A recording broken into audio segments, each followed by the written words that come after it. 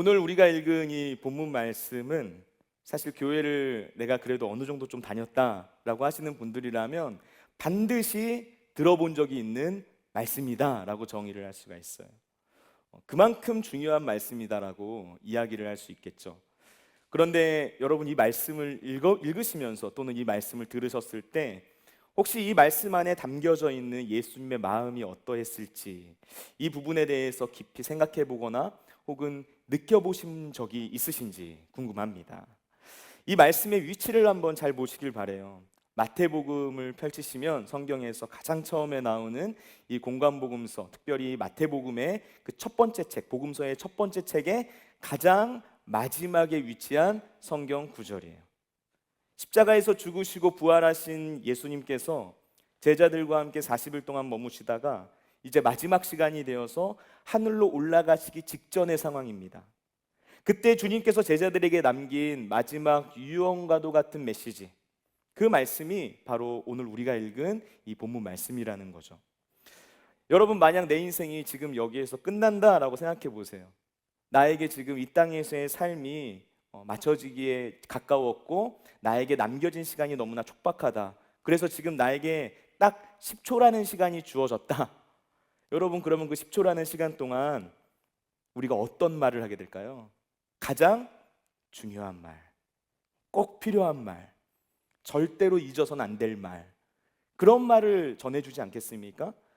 반대로 한번 생각해 보시기 바랍니다. 내가 정말 사랑하는 사람이 이제 곧 세상을 떠나게 됩니다. 그때 그 사람이 나에게 어떤 말을 마지막으로 남겼다라고 생각해 보세요. 여러분, 그러면 우리는 그 마지막 말을 어떻게 대할까요? 그 말을 그냥 흘려들을 수가 있을까요? 절대 그럴 수 없겠죠. 그 말이 내 가슴에 깊이 새겨지게 되는 거예요. 그 마지막으로 남긴 한마디 말씀을 잊지 않고 그 말씀을 마음 가운데 꼭 담아두면서 평생 그 말씀을 기억하고 그 말씀대로 살아가려고 애를 쓸 것입니다. 여러분, 지금 예수님과 제자들이 바로 이런 상황 가운데 있었던 거예요. 부활하신 예수님께서 하늘로 승천해 올라가시면서 이 땅에 남겨진 그 제자들을 향해서 마지막으로 너무나도 중요한 말씀을 남기신 거예요. 제자들은 어떻습니까? 지금 예수님께서 마지막으로 남겨주신 이 말씀을 그들의 평생에 절대로 잊지 않고 그대로 살아가기 위해서 부단히 애를 쓰며 살아가게 되었다라는 것이죠. 여러분, 그런 의미에서 오늘 본문 말씀은 성경 전체를 놓고 보았을 때도 굉장히 중요하게 여겨지는 특별한 말씀입니다. 우리의 신앙에 있어서 크게 두 가지 기둥이 있다고 말할 수 있어요. 하나는 대계명이고요, 하나는 대사명입니다. 화면 한번 보여주시겠어요? 여러분, 대계명이 뭡니까? 마태복음 22장 말씀을 보면은 한 율법사가 예수님께 찾아와서 묻는 거예요. 선생님, 율법에서 어떤 계명이 가장 큽니까? 이 질문에 예수님께서 구약에 나오는 모든 율법들, 구약에 나오는 모든 말씀들을 총망라해서 가장 간략하고 가장 명료하게 하나님께서 중요하게 여기시는 말씀이 무엇인지를 가르쳐 주십니다. 그 말씀이 뭡니까? 지금 화면에 나오는 저 말씀이에요. 대계명 아래에 있는 말씀. 제가 초록색으로 썼죠? 뭡니까? 핵심은 하나님을 사랑하고 이웃을 사랑하라. 바로 이것이 대계명이라고 부르는 말씀입니다. 하나님을 사랑하고 이웃을 사랑하는 것, 너무나도 중요한 말씀인 것이죠. 여러분, 그리고 또 한 가지가 있습니다. 그것은 바로 대사명이에요. 우리가 오늘 읽은 본문 말씀, 마태복음 28장에 나오는 이 말씀, 모든 민족을 제자로 삼아라라는 이 말씀, 주님의 명령이에요. 이것이 대사명입니다. 예수님께서 이 땅을 떠나가시면서 마지막으로 남겨져 있는 그 11명의 제자들에게 자신의 뒤를 이어서 그 사역을 감당해 가라고, 이 땅 가운데서 하나님의 뜻을 이루라고 그 사명을 대신 맡기셨다, 위임하셨다라는 그런 의미로 대위임령이라고도 부르는 그런 말씀이에요. 그러니까 우리 신앙에 있어서 이 두 기둥이 너무나 분명한 것이죠. 하나는 하나님을 사랑하고 이웃을 사랑하는 것이다. 그리고 또 하나는 제자를 만드는 것이다. 이 두 가지 기둥이 그리스도인 개인의 삶 가운데 잘 균형이 잡혀져 있으면 그 사람은 건강한 그리스도인이다 이야기할 수 있는 거예요. 굉장히 중요한 기준입니다. 여러분, 교회 공동체 역시 마찬가지입니다. 이 교회가 건강한 교회인가 그렇지 못한 교회인가를 판단할 수 있는 중요한 기준이 바로 이것이에요. 하나님을 사랑하고 이웃을 사랑하는 것, 그리고 복음을 전하는 삶. 예수 그리스도를 전하는 삶, 제자를 만드는 삶을 살아가는 것. 이 두 가지 기둥이 교회 안에 균형 잡혀서 잘 세워져 있으면 그 교회는 건강한 교회다 이야기할 수 있는 거죠. 여러분, 교회의 존재 목적이 뭡니까? 교회는 왜 존재하는 것일까요? 오늘 우리에게 주어진 이 말씀을 통해서 우리가 그 주님의 뜻이 무엇인지, 교회는 왜 존재하는 것인지를 분명히 확인할 수가 있습니다. 우리 오늘 본문 말씀 다시 한번 읽어볼게요. 마태복음 28장 18절에서 20절까지 말씀 다 같이 읽습니다. 예수께서 나와 말씀하여 이르시되 하늘과 땅의 모든 권세를 내게 주셨으니 그러므로 너희는 가서 모든 민족을 제자로 삼아 아버지와 아들과 성령의 이름으로 세례를 베풀고 내가 너희에게 분부한 모든 것을 가르쳐 지키게 하라. 볼지어다 내가 세상 끝날까지 너희와 항상 함께 있으리라 하시니라. 아멘. 여러분, 우리가 읽은 이 본문 말씀, 특별히 19절에서 20절까지 말씀을 잘 눈여겨보시기 바라요. 여기에 나오는 이 예수님의 말씀에는 총 4개의 동사가 나옵니다. 화면 한번 보여주실래요? 4개의 동사가 뭐냐면요, 가라, 제자를 삼아라, 그리고 세례를 베풀어라, 가르쳐 지키게 하라. 이 원어를 보면 이 네 개의 동사가 나오는 것, 우리가 이 성경을 보면은 4개의 동사가 나오는 것처럼 보여요. 그런데 헬라어 원문을 보면은 이 4개의 동사들 중에서 한 가지만 명령형 동사로 기록되어 있고요, 나머지 3개는 그것을 꾸며주는 분사형으로 되어 있습니다. 그럼 여기에서 명령형 동사가 무엇인가? 바로 초록색으로 제가 표시한 부분, 제자로 삼으라라는 이 문장이에요. 제자를 삼으라는 것, 바로 이것이 주님의 명령이고요, 제자를 삼으라는 그 주님의 명령을 이루기 위해서 우리가 구체적으로 해야 할 일들이 가라, 세례를 베풀어라, 가르쳐 지키게 하라, 이 3가지라고 이야기할 수 있는 거죠. 이 문장의 구조 자체가 이렇게 이루어져 있는 거예요. 그러면 우리가 교회에서 해야 되는 가장 중요한 일들이 무엇인지를 알 수 있겠죠. 교회는 제자를 키워내는 곳입니다. 제자를 만들어내는 곳이에요. 한 사람을 그리스도의 온전한 제자로 세우는 것, 바로 이것이 교회의 존재 목적이다라고 이야기를 할 수가 있습니다. 여러분, 우리가 주님께서 기뻐하시는 교회 공동체가 되기 위해서는 제자를 세우는 일들에 초점을 맞춰야 되는 거예요.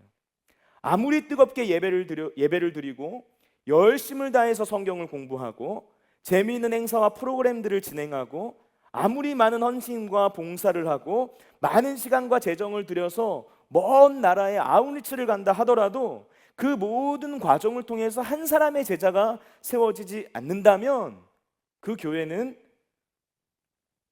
교회가 존재하는 그 목적 자체를 이루지 못하고 있는 것이다 말할 수 있는 거예요. 그러니까 초점이 맞춰져야 된다는 거죠. 여러분, 우리가 이 부분에서 정말 조심해야 될 것이 있습니다. 예배를 위한 예배가 있을 수 있어요. 무슨 말인지 이해가 되시나요? 성경 공부를 위한 성경 공부가 있을 수 있다는 겁니다. 행사와 프로그램을 잘 진행하는 것 그 자체가 목적이 되어버릴 수 있다는 거예요. 아웃리치를 가더라도 그냥 갔다 올 수 있다는 겁니다. 여러분, 초점을 잘 맞춰야 되는 거예요. 한 사람을 세우는 일, 거기에 명확한 초점을 맞추면서 나아가야 한다는 것이죠. 죽은 교회를 부검하다라는 책이 있어요. 톰 레이너 박사라는 분이 쓴 책인데요, 이제 목회에 관련된 어떤 서적들을 많이 출판하신 분입니다. 수많은 교회가 문을 닫고 있는 그 현실들을 바라보면서 그 원인이 뭘까? 죽은 교회들을 관찰하기 시작한 거죠. 이 책을 보면 그래서 그렇게 죽어간 교회들에서 공통적으로 발견된 특징 10가지를 정리를 해놨어요. 근데 그 중에 5번째 항목을 말하면서 이런 내용이 나옵니다. 화면 보여주시겠어요? 5번째 항목이 뭐냐면 맨 아래 글씨에 보시면 사인 5번째, 지상 대명령 망각. 어느 순간 지상 대명령에 대한 순종이 사라졌다. 5번째 그 교회가 죽게 된 이유 중에 하나예요. 그러면서 어떤 내용인지 제가 좀 발췌를 해왔는데요, 우리 다 같이 한번 읽어볼까요? 시작. 지상 대명령은 최소한 2가지 순종을 요구한다. 먼저 가야 한다. 다음으로 그리스도의 능력을 전적으로 의지해야 한다. 하지만 죽은 교회는 어느 순간 가는 것을 멈추었다. 그리고 그리스도를 의지하는 일을 멈추었다. 왜일까? 그리스도의 능력으로 가는 것은 노력을 필요로 하기 때문이다. 아멘이 나왔네요. 여러분, 너무나도 핵심을 찌르는 메시지죠. 여기에서 말하는 이 지상 대명령이라는 게 뭐냐면 오늘 우리가 읽은 본문 말씀을 가리키는 거예요. 죽은 교회는 예수님의 이 마지막 유언과도 같은 메시지를 읽기 시작했다는 것입니다. 언제부터인가 예수님의 이 말씀에 순종하기를 멈추기 시작했다는 거예요. 죽은 교회를 부검하다라는 이 책에서 이 교회들이 죽어가는 것을 찾아볼 수 있었던 첫 번째 그 사인이 뭘로 등장하는지 아세요, 여러분? 서서히 죽어간다라는 거예요. 자신도 인식하지 못하는 채로. 그러니까 이 사명을 잊게 되는 것도 어느 날부터 갑자기 그것이 중단되는 것이 아니라 서서히 사그러들기 시작했다라는 것을 의미하는 말인 거죠. 어느 순간부터 멈추기 시작했다는 거예요. 노력을 멈추는 것, 가라하는 주님의 명령에 노력하기를 멈추게 되는 것, 바로 여기에서부터 교회가 죽어가는 징조들이 나타나기 시작했다는 것이죠. 여러분, 오늘 본문 말씀을 보시면 예수님의 유언과도 같은 이 마지막 지상 명령에 순종해서 제자를 만드는 방법 3가지가 나오고 있습니다. 가라, 세례를 베풀어라, 가르쳐 지키게 하라. 오늘은 이 3가지 중에서 첫 번째 방법에 집중해 보고자 해요. 주님의 지상 명령은 무엇으로부터 시작되는가? 바로 가는 것에서부터 시작된다. 가야 한다라는 것입니다. 여러분, 그렇다면 간다는 것은 구체적으로 무엇을 의미하는 걸까요? 오늘의 첫 번째, 몸으로 헌신하는 거예요. 몸으로 헌신하는 것이다. 오늘 본문 말씀 보세요. 제자를 만드는데 어떻게 만들 수 있습니까? 그러므로 너희는 가서 모든 민족을 제자로 삼아라고 이야기를 하고 있어요. 그러므로 너희는 가서라고 말을 하고 있는 거예요. 먼저 가라는 것입니다. 제자를 만들려면 먼저 가야만 한다는 거예요. 간다는 것은 주님을 모르는 사람들을 향해서 우리의 몸을 움직여서 우리가 그들을 찾아간다라는 것을 의미하는 말이에요. 여러분, 신앙은 움직이는 겁니다. 성숙한 신앙은 몸을 움직여서 반응하는 거예요. 창세기 12장에서 아브라함이 하나님의 부르심을 받고 믿음으로 반응합니다. 그때 아브라함의 이 믿음이 진짜이구나, 아브라함의 믿음이 정말 하나님께서 기뻐하실 만한 믿음이구나, 우리가 판단할 수 있는 흔적이 무엇입니까? 그가 하나님의 말씀에 순종하여서 고향과 친척과 아버지의 집을 떠났다는 거예요. 하나님의 부르심 앞에서 가만히 말씀을 듣고 앉아서 그냥 아멘만 외치고 끝난 것이 아니라 떠났다라는 것이죠. 하나님의 말씀을 듣고 아내한테 가서 말하는 거예요. 떠나야 돼. 친척들에게 가서 말하는 겁니다. 그들이 뭐라고 말하든 하나님께 나에게 복을 약속하셨어, 나는 떠나야 돼, 이야기를 하는 거예요. 그리고 나서 결단하고 행동으로 옮기는 것이죠. 손과 발을 걷어붙여서 이삿짐을 싸기 시작하는 겁니다. 그리고 그 이삿짐을 들고 이동하는 거예요.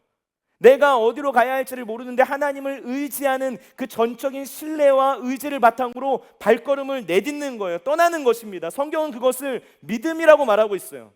믿음은 하나님의 약속의 말씀을 듣고 그 말씀에 순종하여 움직이는 것이다, 이것을 이야기하고 있다는 것이죠. 몸으로 반응하는 거예요. 사도 바울이 로마서 12장 1절 말씀에서 우리가 드려야 할 영적인 예배가 무엇인지를 설명했어요. 뭐라고 말합니까? 그러므로 형제들아, 내가 하나님의 모든 자비하심으로 너희를 권하노니 너희 몸을 하나님이 기뻐하시는 거룩한 산 제물로 드리라, 이것이 너희가 드려야 할 영적인 예배다, 이야기를 했다는 거예요. 바울이 우리가 무엇을 하나님께 거룩한 산 제물로 드리라고 말한 것입니까? 너희의 몸을 드리라는 것입니다. 몸의 헌신이 있어야 한다는 거예요. 어떤 분이 이런 간증한 걸 들은 기억이 나요. 유럽과 아프리카를 거쳐서 꽤 오랜 시간 동안 크루즈 여행을 하게 됐대요. 그런데 그 일정의 가장 끝에 머무르게 된 곳이 아프리카의 어떤 작은 나라였답니다. 근데 그 나라가 너무나 가난하고 힘든 나라였던 거예요. 그리고 그곳에서 여러 사정을 들어보니까 이 나라에는 지금까지 선교사가 한 명도 파송된 적이 없다, 지금도 선교사가 없다, 이 이야기를 듣게 된 거죠. 그래서 그분이 기도하기 시작했답니다. 주님, 이 땅에 선교사를 파송해 주십시오. 누군가 이곳으로 제가 보낼 수가 있다면 저는 그 일에 최선을 다하겠습니다. 간절히 기도하기 시작한 거예요. 그리고 나서 배를 타고 그곳을 떠나려고 하는데 주님께서 마음 가운데 강한 감동을 주시더라는 거예요. 네가 남아라. 주님, 전 아닌데요. 네가 남아야 된다. 왜 제가 남아야 되죠? 네가 안 되는 이유는 뭔데? 그리고 나서 그분이 결국 순종해서 그곳에 선교사로 가게 되었다, 간증을 들은 기억이 나요. 여러분, 우리가 섬김과 봉사, 헌신의 자리에서 그럴 때가 있지 않나요? 봉사하고 헌신하는 얘기 나오면 기도하는 거예요. 주님, 적임자가 지금 제 옆에서 졸고 있습니다. 저 사람을 사용하여 주옵소서. 기도하기 시작하는 거예요. 그럼 주님이 뭐라고 말씀하십니까? 네가 적임자야. 아우르치 놓고 성교의 자리에서 막 기도하다 보면은 이야기하는 거죠. 네가 가 인도 바라나시. 나는 갈 수 없을 것 같아.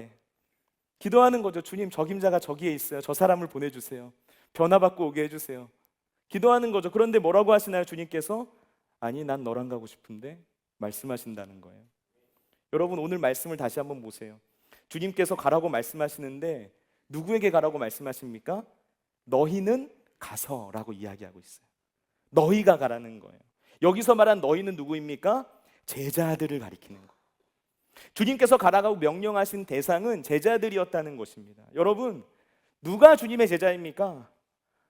저와 여러분이 주님의 제자입니다. 우리가 진짜 제자라면 주님의 명령을 듣고 가야 한다는 거예요. 사람을 세우는 삶의 자리로 가야 합니다. 사람을 세우는 곳으로 가야 합니다. 그곳에 가서 몸으로 헌신하는 거예요. 그러면서 주님의 뜻에 순종하는 것입니다. 이것이 가라는 말씀의 의미라는 거예요. 여러분, 주님께서 우리에게 가라고 말씀하셨어요. 가라고 하셨다라는 것을 다른 말로 표현하면 주님께서 우리를 보내셨다라는 것을 의미하는 거예요. 사실 성경은 곳곳에서 바로 이 개념을 이야기를 하고 있습니다. 요한복음 20장 21절 말씀 한번 읽어볼게요. 다 같이 읽습니다. 예수께서 또 이르시되 너희에게 평강이 있을지어다. 아버지께서 나를 보내신 것 같이 나도 너희를 보내노라. 아멘. 부활하신 예수님께서 제자들에게 평강을 선포하시면서 이 말씀을 하셨어요. 아버지께서 나를 보내신 것 같이 나도 너희를 보내노라. 여기에서 아버지께서 나를 보내신 것 같이라고 예수님께서 말씀하셨습니다. 하나님 아버지께서 아들 예수 그리스도를 이 땅 가운데 보내셨다는 거예요. 여러분, 인간의 몸을 입고 이 땅에 오신 하나님의 아들 예수 그리스도가 역사상 최초의 선교사이십니다. 예수님께서는 보냄받은 자로서의 삶이 무엇인지 가장 완벽한 본을 보여주신 분이세요. 주님은 어떻게 보내심을 받았습니까? 인간의 몸을 입고 이 땅에 오셨다는 거예요. 몸으로 섬기셨다는 거예요. 예수님께서 보냄받아 이 땅에 오시는 그 헌신과 섬김은 추상적인 것이 아니었습니다. 우리와 동일한 몸을 입고 육신을 입고 이 땅 가운데 오셔서 아파하고 슬퍼하는 사람들과 함께 머무시고 그들의 삶을 치료하시고 위로하시고 하나님의 말씀을 가르치시는 그 구체적인 일들을 행하셨다는 거예요. 몸의 헌신이 있으셨다는 거죠. 예수님도 그 주님께서 뭐라고 말씀하십니까? 나도 너희를 보내노라. 하나님 아버지께서 예수님을 이 땅 가운데 보내신 것 같이 예수님께서도 우리를 이 세상 가운데 그렇게 보내신다는 거예요. 우리는 그렇게 주님으로부터 보냄받은 존재가 되었다라는 것이죠. 우리도 주님께서 보내심을 받은 자로서의 정체성을 가지고 이 세상을 살아가야 한다라는 것입니다. 생각만 하는 것이 아니라, 말로만 하는 것이 아니라 우리의 몸으로 헌신하면서 그 삶을 살아가야 한다라는 거예요. 이것이 간다는 것의 첫 번째 의미입니다. 간다는 것은 무엇을 의미하는가? 두 번째는 현실에 안주하지 않는 거예요. 현실에 안주하지 않는 것. 여러분, 가라는 명령은 현실에 안주하지 않는 것을 의미합니다. 아브라함을 생각해 보세요. 아브라함은 고향과 친척과 아버지의 집을 떠났습니다. 여러분, 떠난다는 것은 간다는 것을 의미하죠. 아브라함에게 있어서 간다는 것, 떠난다는 것, 이것은 어떤 의미를 지니고 있었습니까? 한번 그 시대로 거슬러 올라가서 생각을 해보세요. 고대 근동 사회, 아브라함이 살던 그 사회는 친족 사회예요. 고향과 친척과 아버지의 집이라는 것은 뭐냐면 나를 도와줄 수 있는 삶의 가장 안전한 울타리입니다. 내가 의지할 수 있다라고 느껴지는 그런 인간적인 안정감이 있는 곳이었어요. 나에게 있어서 너무나 가까워서 익숙함이 묻어져 있는 편한 곳입니다. 그런데 하나님께서 아브라함에게 그곳을 떠나라라고 말씀하셨다는 거죠. 고향과 친척과 아버지의 집을 떠나라는 것은 편안하게 안주하는 삶에서 이제 그만 벗어나라라는 의미를 가지고 있다라는 거예요. 사도행전 7장 말씀을 보면 스데반 집사님, 초대교회 7 집사 중에 하나인 이 스데반 집사님이 예루살렘 성전을 앞에 두고서 이 성전이 가지고 있는 의미가 무엇인지를 수많은 유대인들 앞에서 설교하는 장면이 나와요. 구약에 나오는 이스라엘의 모든 역사에서부터 시작해서 예수님의 시대에 이르기까지 그 모든 것들을 정확하게 복음적으로 관통하는 설교를 하기 시작합니다. 그 설교를 듣고 흥분한 유대인들이 결국 스데반 집사님을 돌로 쳐서 죽이죠. 그리고 그 사건으로 인해서 예루살렘에 그리스도인들에 대한 대대적인 핍박이 시작돼요. 예루살렘 교회에 머물러 있었던 그리스도인들, 그래서 그 사건을 계기로 인해서 주변에 있는 다른 여러 나라들로 뿔뿔이 흩어지기 시작합니다. 이 당시 교회의 흩어짐은 겉으로만 봤을 때는 스데반 집사님의 순교와 유대인들의 박해로 인한 결과처럼 보였어요. 그러나 사실 이것은 하나님의 큰 계획 안에 포함되어 있는 사건이었습니다. 스데반 집사님의 그 순교를 도구로 삼아서 하나님께서 하나님의 약속의 말씀이 이루어지게 하신 거예요. 오직 성령이 너희에게 임하시면 너희가 권능을 받고 예루살렘과 온 유대와 사마리아 땅끝까지 이르러 내 증인이 되리라 말씀하신 그 약속의 말씀이 이루어지게 하신 거예요. 예루살렘에만 머물러 있는 것이 아니라 복음이 온 유대와 사마리아와 땅끝까지 이르러 전파될 수 있도록 하나님께서 그 큰 그림을 그리기 시작하셨다는 겁니다. 당시 예루살렘 교회가 가지고 있었던 가장 큰 문제가 뭔가 현실에 안주했다는 거예요. 예루살렘 교회라는 굉장히 큰 교회 공동체가 세워졌습니다. 베드로가 설교했더니 3,000명이 그 자리에서 회심을 했어요. 엄청난 초대형 교회가 생겨난 거죠. 그런데 그들이 그들만을 위한 모임을 만들기 시작하는 거예요. 모이기에는 힘썼지만 흩어지지 않기 시작했다는 겁니다. 현실에 안주하기 시작한 거예요. 예루살렘이라는 안락한 공간 안에 갇혀 있게 된 거죠. 그래서 하나님께서 역사 속에서 새로운 일들을 이루기 시작하신 거예요. 스데반 집사님의 순교를 기점으로 해서 모든 그리스도인들이 예루살렘을 넘어서 땅끝까지 주 예수 그리스도의 복음을 전하며 살아갈 수 있도록 교회가 흩어지도록 만드셨다는 겁니다. 이것이 바로 하나님의 의도였다는 거예요. 여러분, 가는 것은 쉬운 일이 아닙니다. 이 사실을 알고 있어요. 가야 한다는 거. 근데 가려고 하면 어려워요. 막상 떠나려고 하면 주저하게 됩니다. 망설이게 됩니다. 그래서 익숙하고 안락한 현실에서 벗어나야 하는 그런 선택을 하기 위해서는 굉장한 용기가 필요합니다. 사실 모든 떠남이 그런 것 같아요. 여러분, 죄에서 떠나는 것이 쉽습니까? 죄에서 떠나는 거 어렵습니다. 죄에서 떠나는 게 왜 어렵습니까? 죄가 익숙하기 때문이죠. 내가 주님을 깊이 알기 전에는 죄를 지으면서도 죄가 죄인 줄 몰랐어요. 그만큼 내가 죄와 가까웠다는 것입니다. 죄를 짓는 것이 아무렇지 않을 정도로 우리가 너무나도 거기에 많이 길들여져 있었다는 거예요. 그래서 죄를 떠나는 것이 어려운 거예요. 과거의 상처와 실패와 아픔으로부터 떠나는 일이 쉽습니까? 어렵습니다.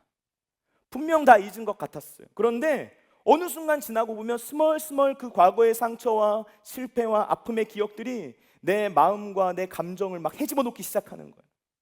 그런 일들을 경험하지 않습니까?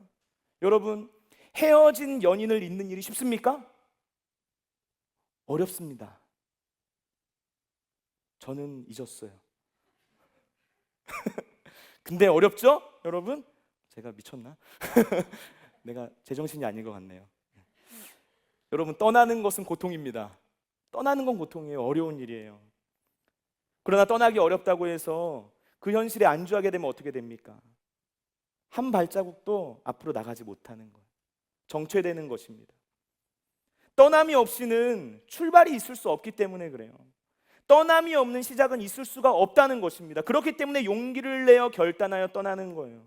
그렇게 용기를 내서 믿음으로 발을 내디뎌 보면 그때부터 하나님의 역사가 시작되는 것이죠.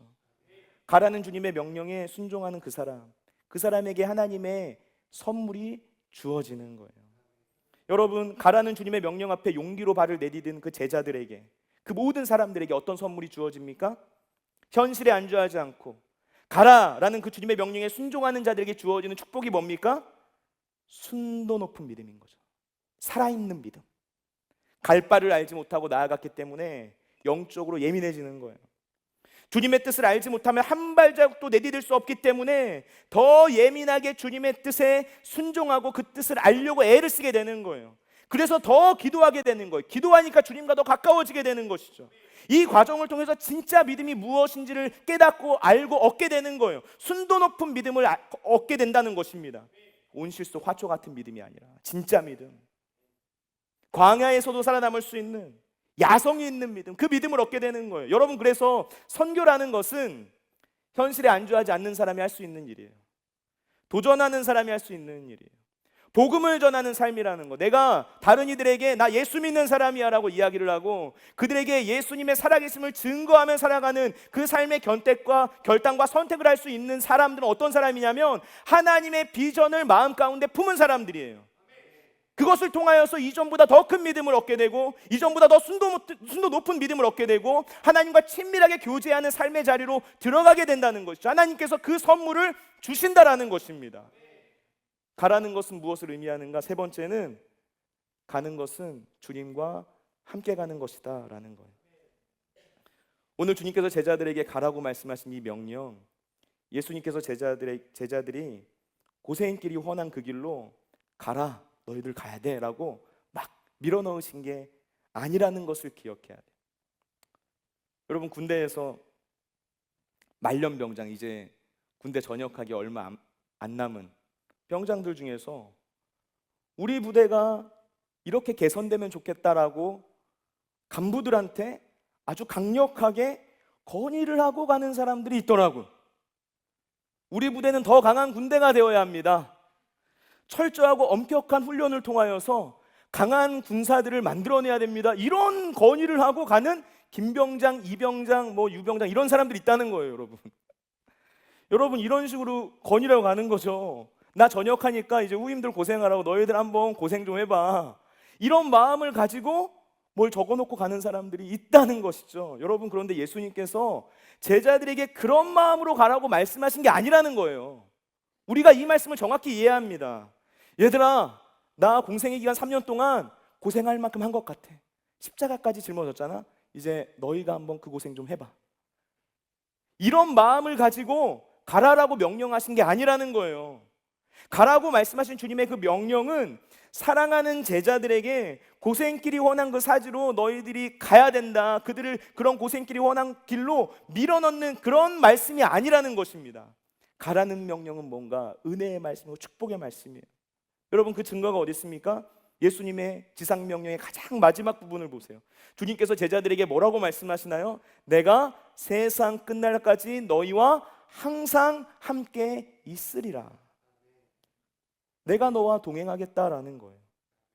주님께서 제자 삼는 그 일을 감당하라고 그냥 우리를 가라고 명령하신 게 아니라는 것이죠.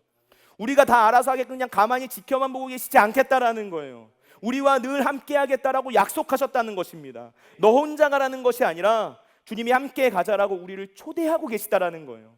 나와 함께 가자. 나와 함께 그 길을 걸어가자. 주님께서 말씀하시는 거예요.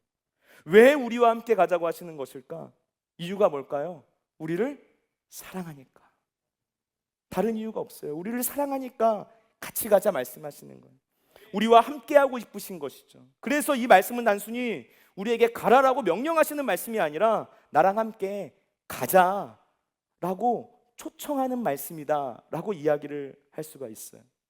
여러분, 우리 청년공동체 예배팀이 매주 토요일마다 연습을 합니다. 어제도 연습했어요. 오늘 예배를 섬기기 위해서 우리 찬양팀 열심히 연습을 하고 이제 기도 모임을 했습니다. 그리고 나서 기도 모임을 다 하고서 우리 찬양팀 멤버들하고 막 그 자리에서도 여러 이야기들을 한참 나눴던 것 같아요. 그렇게 이야기를 나누다가 이제 중등부에서 할 게 있다라고 이제 들어오기 시작하니까 거기 비워줘야 되잖아요. 그래서 거기를 이제 정리하고 이제 복도로 1층으로 내려왔죠. 근데 그 1층 내려온 그 교육관 앞에서 동그랗게 서가지고 또 갑자기 막 얘기꽃이 핀 거예요. 막 이야기를 막 하다가 한참 얘기하다가 우리 가야 돼 그러면서 하는데 본관 앞으로 와서 갑자기 교역자실 있는데 앞에서 또 갑자기 동그랗게 서가지고 막 얘기를 하기 시작하는 거예요. 그러다가 이제 진짜 가야 돼라고 해서 입구까지 청순 카페 지나가지고 본관 앞에 바깥쪽 주차장 있는 데서 안녕하면서 갑자기 또 얘기를 막 하기 시작하는 거예요. 목사님의 나이는 이제 열매냐 봉우리냐 막 이러면서 온갖 이야기들을 막 꽃피우기 시작하는 거죠. 여러분, 왜 그런 걸까요? 이유가 뭘까요? 서로 좋으니까, 대화를 나누고 싶으니까. 찬양팀 연습 마치고 나서 계속해서 자리를 바꿔가면서 대화가 이어지는 것이죠. 나만 좋았나? 대답을 왜 안 하지 아무도? 겸이 어땠어, 한겸 형제? 좋았던 거잖아, 그치? 짝사랑 아니지 나. 여러분, 연인도 그래요. 연인도 사귀는 사이에서도 연인들이 서로 사랑하면 버스 정류장 가서 태워줄게 하고서 걸으면서 대화 나누다가 아니야 내가 또 데려다 줄게 하면서 또 상대방 버스 정류장까지 가서 대화를 나누고 하기를 몇 번을 왔다 갔다 하는 거예요. 그렇지 않나요? 짝사랑 아니죠? 여러분, 너희는 가라 라고 말씀하신 이 주님의 말씀, 나와 함께 가자라는 주님의 사랑의 고백이에요. 그래서 우리가 그 명령에 기쁨으로 반응하여서 순종하게 되었을 때 우리는 세상 끝날까지 주님과 함께 걸어가는 그 놀라운 은혜와 축복을 누리게 된다는 것입니다. 제가 우리 교회 처음 올 때 담임 목사님 면접을 보는데 담임 목사님이 뭐 이런저런 이야기를 하시다가 가장 마지막에 저한테 이 질문을 던지셨더라고요. 목사님은 교회가 무엇이라고 생각합니까? 알고 보니까 이 질문이 모든 교역자들에게 하는 공통 질문이었대요. 그때 제가 대답했어요. 교회는 사람을 세우는 곳입니다. 여러분, 저는 그때나 지금이나 이 생각에 변함이 없습니다. 교회는 어떤 곳인가? 교회는 사람을 세우는 곳이에요. 교회는 제자를 만드는 곳입니다. 교회가 사람을 세우는 곳이다라는 이 명제, 제가 이 명제를 단순히 머리로만 이해하고 있는 차원을 뛰어넘어서 저의 이 피부로, 가슴으로, 저의 영혼으로 아주 실제적으로 깊숙이 느끼게 된 계기가 있었어요. 그것은 결혼을 하고 나서 이제 아이들을 낳고 키우는 그 모든 삶의 시간과 과정을 통하여서 알게 되었습니다. 여러분, 아이를 키우는 일 굉장히 고된 일입니다. 생명을 돌보는 일은 절대 만만한 일이 아니더라고요.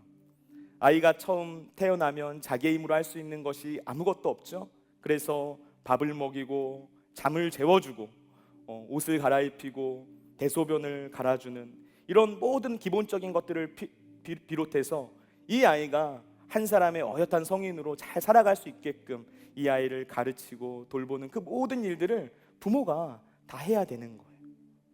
그런데 여러분, 아이를 돌보는 일이 고되기만 한 일일까요? 그렇지 않습니다. 고된 것과는 비교할 수 없는 큰 기쁨이 있더라고요. 육아가 아무리 힘들다 할지라도 이 아이의 존재 그 자체가 비교할 수 없는 큰 기쁨을 가져다 주는 거예요. 그래서 부모들에게 물으면 육아가 힘드니까 이 아이가 있기 전으로 돌아갈 수 있다면 그렇게 하고 싶으십니까? 물어본다면 그렇다라고 말할 수 있는 사람은 없을 거예요. 이 아이가 존재하지 않는 세상은 내가 있을 수 있는 세상이 아니거든요. 아이를 키우는 일이 아무리 힘들어도 그 아이의 존재 자체가 너무나 소중하고 그것이 비교할 수 없는 큰 기쁨을 나에게 주기 때문이죠. 여러분, 저는 아이를 키우는 이 과정을 통해서 하나님께서 이효훈이라는 이 나라는 한 마리의 미련한 양을 어떻게 돌보시고 계시는지를 깨닫게 되었던 것 같아요. 그리고 목회를 왜 목양이라고 말하는가? 왜 양을 치는 일을 가지고서 목회라고 말을 하는가? 내가 목회자로서 하나님께서 맡겨주신 그 양들을 어떤 자세로 돌보아야 하는가? 이 모든 것들을 넓은 관점에서 헤아릴 수 있게 해주셨던 거예요. 지난주에 예배를 마치고 우리 양육팀 리더십들과 함께 대화를 나눴습니다. 카페에 가서 이 소그룹 리더분들 그리고 새가족 팀장님 해가지고 함께 여러 이야기들을 나눴어요. 리더로서의 섬김, 한 영혼을 돌보는 그 헌신의 자리, 그 자리에 나아가면서 어떤 마음으로 나아가고 있는지 한 분 한 분의 이야기를 듣는 그런 시간을 가졌습니다. 그 시간을 통해서 저는 우리 공동체의 희망을 보게 된 것 같아요. 무엇보다도 그 섬김과 헌신의 자리를 통해서 하나님의 마음이 무엇인지를 이 한 사람 한 사람이 깨닫고 느끼고 알아가고 있구나. 그것이 느껴져서 너무나 감사한 시간이 되었어요. 여러분, 한 영혼을 품어보지 못하면 절대로 알 수 없는 비밀스러운 그것이 있거든요. 한 영혼을 품어봐야만 와, 하나님의 말씀이 이것이었구나 라고 내 머리를 치는 그런 하나님의 마음이 존재하거든요. 그런데 그 마음이 우리 리더십들을 통해서 느껴지는 거예요. 이렇게 한 영혼을 사랑하는 마음으로 수고하고 헌신하는 그 리더들을 통해서 하나님의 일하심이 있겠구나, 이 생각이 드는 거예요. 사람을 세우는 자리로 가라라고 말씀하신 그 주님의 명령에 순종하여서, 우리를 보내시는 그 주님의 뜻에 순종하여서, 그 말씀에 순종하여서 보내심을 받은 존재로 사명을 감당하는 그 한 사람을 통하여서 하나님의 뜻이 이루어지겠구나, 그 마음이 생겼다라는 것입니다. 여러분, 하나님께서 부어주시는 기쁨이 있는 거예요. 그것을 알게 하셨다는 것입니다. 여러분, 주님께서 저와 여러분을 초대하고 계세요. 사람을 살리는 자리로 우리를 보내시기를 원하십니다. 사람을 세우는 자리로 우리가 가기를 원하시는 거예요. 복음을 전하는 그 자리가 어디입니까? 우리의 가정입니까? 학교입니까? 직장입니까? 아웃리치, 인도입니까? 아니면 다른 어떤 곳입니까? 여러분, 주님께서 우리가 그 자리에 나아가서 가라는 그 주님의 부르심에 순종하여서 하나님을 향한 더 굳세고 강건한 믿음 가지시기를 원하신다라는 것입니다. 여러분, 우리가 그 주님의 음성에 귀를 기울이길 바랍니다. 그 주님의 뜻에 순종하기를 바랍니다. 살아계신 그 주님을 깊이 만나고 그 주님 안에서 세상이 줄 수 없는 큰 기쁨을 누리는 하나님의 사람들이 되시기를 바랍니다. 우리가 그것을 갈망하며 주님 앞으로 나아갈 때 하나님께서 저와 여러분의 삶을 통하여서 크고 놀라운 일들을 이루실 거예요. 우리의 생각과 우리의 한계로 하는 일들이 아니라 우리의 생각과 한계를 넘어서는 그 일, 하나님이 하나님이시구나라고 고백할 수 없는 순도 높은 믿음, 하나님께서 그 놀라운 믿음의 선물을 저와 여러분의 삶 가운데 충만하게 부어주실 줄로 믿습니다. 그 믿음을 가지고 함께 기도하기를 원하시는 분들, 다 같이 자리에서 일어서서 기도하기를 원합니다. 우리 이 시간 이렇게 기도합시다. 하나님, 이 시간 우리를 성령으로 충만하게 하여 주옵소서. 가라고 말씀하시는 주님의 음성에 순종하게 하여 주옵소서. 이 세상 어떤 곳이든 오직 예수님의 그 부르심 앞에 순종하며 나아가는 하나님의 자녀들 되게 하여 주옵소서. 가정과 학교와 직장과 이 시대와 세대와 온 세계와 열방 가운데 예수 그리스도 한 분만이 높아지는 놀라운 역사가 넘쳐나게 하여 주옵소서. 우리 다 같이 그 믿음과 마음을 가지고 주님 성을 부르고 동성으로 기도하겠습니다. 주여